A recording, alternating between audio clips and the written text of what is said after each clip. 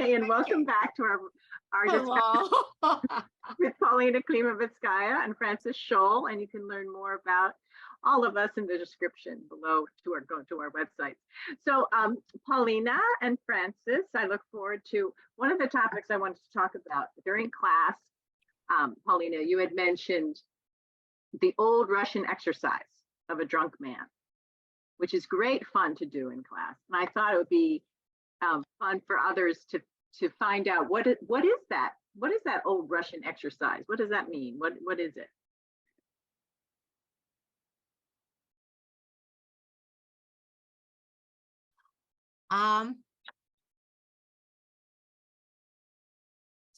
So we are looking at very specific exploration. I like to call exercises. I don't like the word exercise because it has too much meaning of fixed, purely physical, mechanical attitude, going to gym, doing exercises. So I like to call it explorations because it is much more, when we say I have to do exercises, I actually disconnect my deep creative center from what I'm going to do, because it's the focus in the attitude. I want to start with a very simple thing that is applying in training, in performance, actually, in our life. Life is not a system. Life is not an exercise. It's an experience. And any creative moment, actually every moment of life hopefully should be creative. Doing dishes is fascinating if you are fully present to it. So I'm just starting with the way we tune into what we do, giving ourselves a certain suggestion, because our whole system, our body, mind, body, are very open to our suggestions. And so my first suggestion is we look at everything as an exploration. We start with curiosity. Because when we do exercise, I do weightlifting and then I expect to get my muscles. So that already gives me result-oriented things. I already know what I should get. This prevents a lot of things that internally I want to discover internally, and what the external outcome of those discoveries.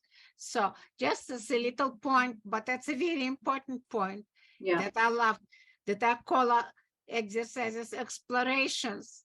And I try to install in all the actors I work with that approach. And as a matter of fact, just to finish this introductory things, every performance, every rehearsal is an exploration. And the result is something we cannot control. Therefore, it's no point to think about it. There's no point to worry about result, because the moment we visualize the result, we end up by giving ourselves instructions how to get there. So I always also, to finish this exploration, think that should never be in a creative person a second kiss. It's always a first kiss. Whatever we do, it's the first kiss. There's no second. So now,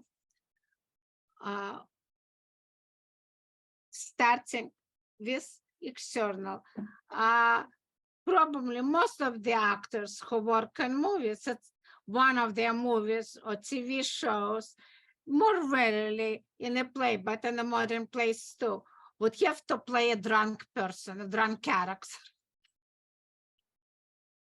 Right? What do we do in our movies? We can break it. You eat, you kiss, you kill, you yell, you cry, you get drunk. now it's usually this suggestion, I'm drunk, is in the brain.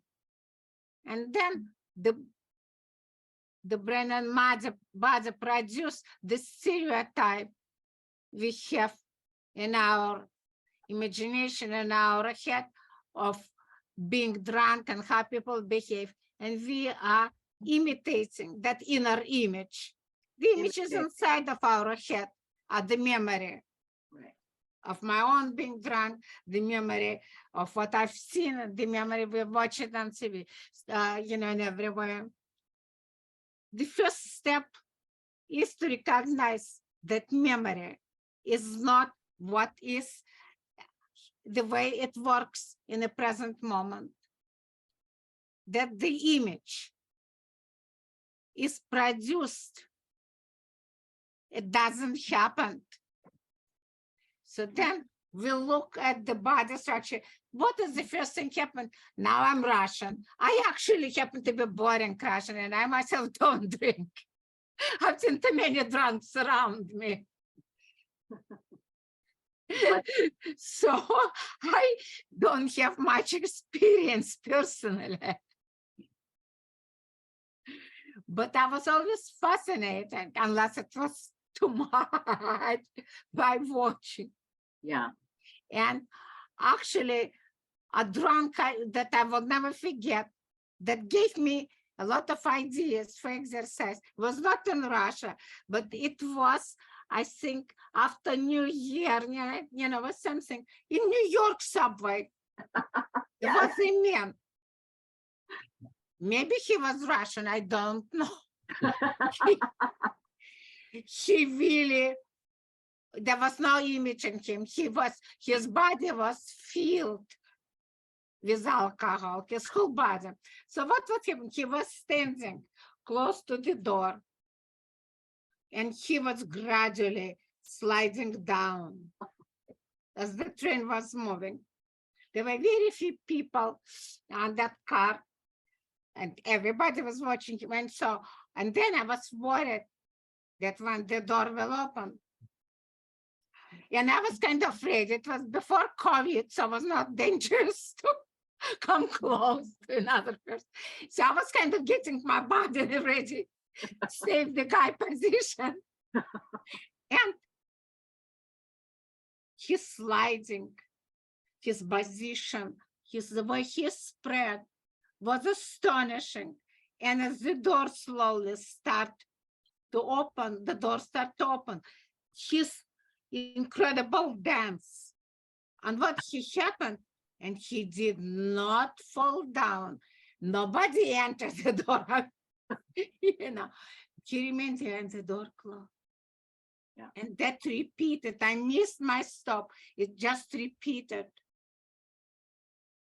And what was interesting, what mind worked on him, how he, as he was losing, would catch himself, change. There was no rational mind. There was unbelievable body logic. Mhm. And one of the things was what is very fascinating. So what happened and why I was interested in that exercise, and it's what, of course, I have watched in other people. When we drink, right, we all know what happens. The control centers take a break, the rational control centers, the gravity. And when we let go of that control center, we are going more to our inborn, I call it animal mind, inborn mind. And that inborn mind is always deals, the first thing is gravity. So what happens is when we drink, the gravity, we hold ourselves straight. So no matter Alexander technique or not, this holding to be vertical. It's very interesting to watch, for example, when bears or kangaroos, when they fight, and how they hold them vertical, or tigers, this but they can do it only for a specific moment, and that's usually deals when they get violent or bears get up, and then they go quickly to the home position, Earth's gravity. So gravity makes us to drop to the more ancient inborn body-mind centers. When we are connected to that, we are connected. We're connected to nature, which the earth, which is gravity. Yes, Lou. I wanted to share just, because I've taken classes with you for a number of years. So I remember you always in the very beginning, observe, observe, observe. And I'm so lucky to live in New York City. And the subway is a plethora of, it's just a joy to watch people. And you can, for instance, a person who had too much to drink, they're doing their darndest not to fall down. And I was just, Francis, you were talking about a movie you just saw with Liam Neeson, and talking about how a person who was trying to play drunk, I think it's kind what Polina was saying, that was in their head memory. Hence, you can't play a head memory. It has to be something you experience. So in classes, we do exercises, we do explorations with our toes, our heels, walking on different sides of our feet. But anyway, I was interested, Francis, if you could share what you saw with the movie last night. Sure. So I won't mention the movie, obviously, but there were two actors. So one was Liam Neeson and a woman, and they meet at the bar, and she gets drunk.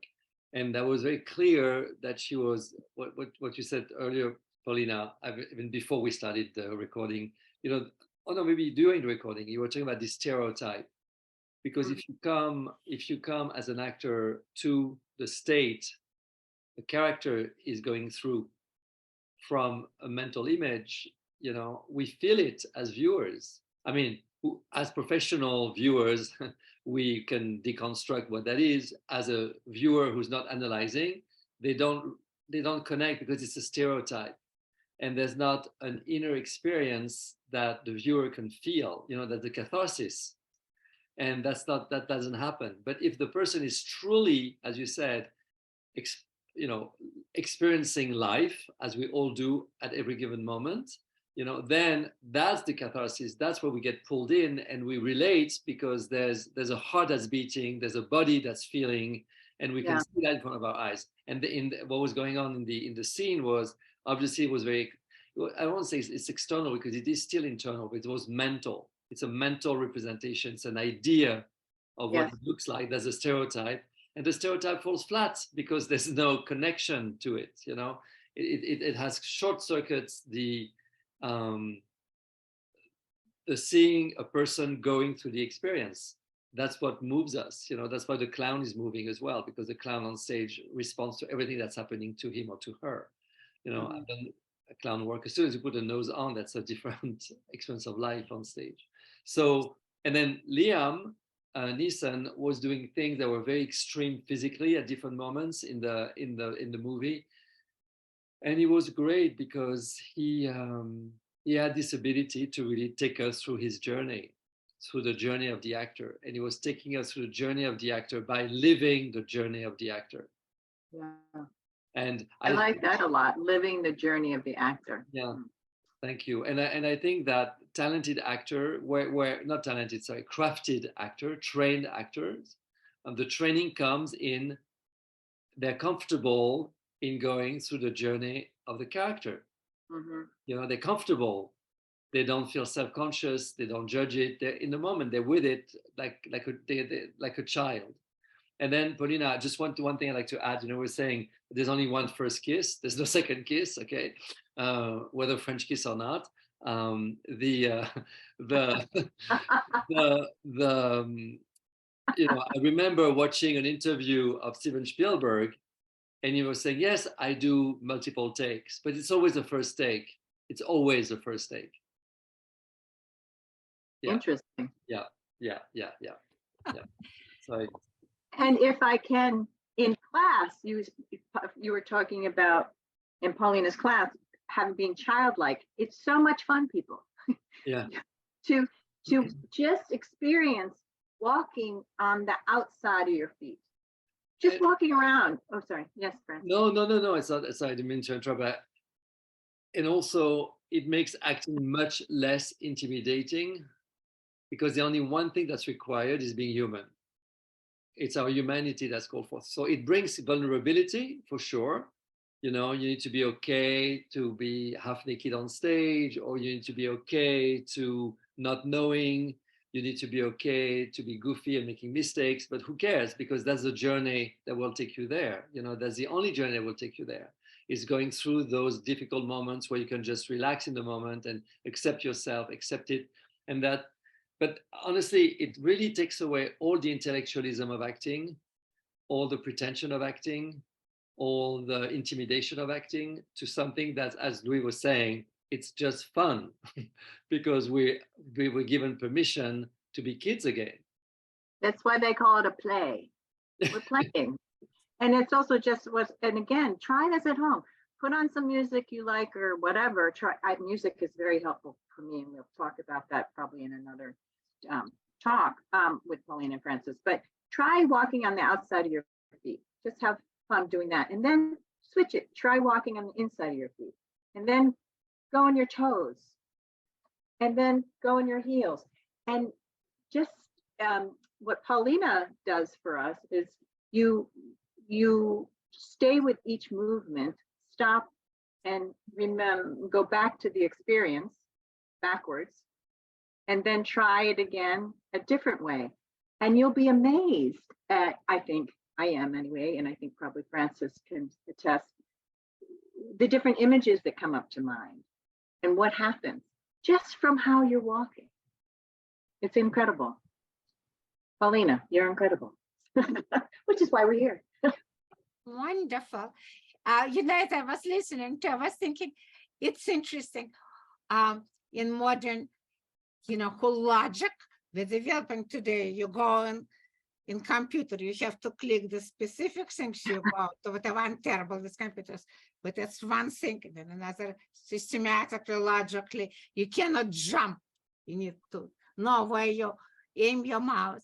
But in life, if you cut your finger and you try just to, the image comes. So we cannot talk what I'm talking about one specific point in the whole process of organic life.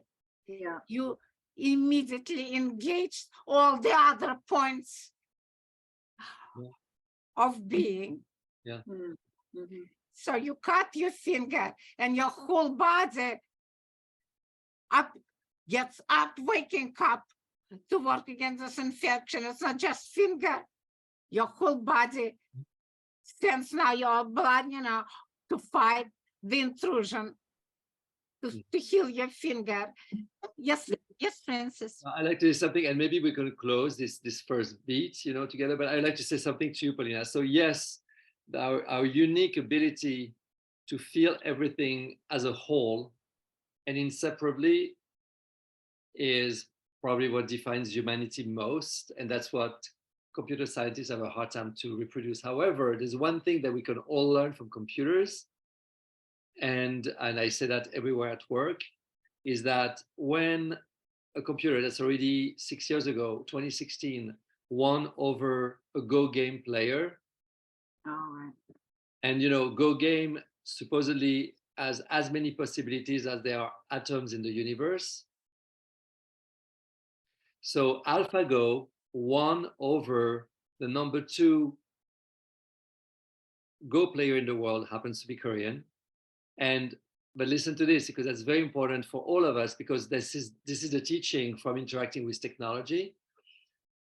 The AlphaGo used its intuition it was not a linear process, and it didn't know what it was doing while it was improvising. Huh. So yeah, so it's mirroring actually a human process that we have a hard time to recognize as valid. I never knew about that. Yeah, I've got the article. I can send you the article. I can send you the TED Talk, and I can send you the article from Wired, because I've kept those for my clients, who have such a hard time. Maybe we can add that to the description part, people to go to. You can. Okay, so maybe we stop on very- this, and then we can reflect, and then come back to another one. Would you be agreed to do this? So if we go back to our drunk man, Go ahead. and remind me to talk later, but you were talking about actors, how mental image and mental expectation, how it affects not actor performance and the audience experience. What happens? So we can go back to that topic. Okay. Because it's one of the crucial, I think, misconceptions in the contemporary acting training. Good. Okay. Sounds good. Well, thank you. I hope you were listening. And so for the next one, I hope that what you listened to was enjoyable, and I hope you stay and watch and click on the next conversations with Polina. And again, how you get into Polina's classes, it's in the description. You just click on and find out more about where she's teaching. Thanks again for watching. Polina, Francis, see you soon. Bye. Thank you. Thank you. Thank you. Bye. Bye, both of you.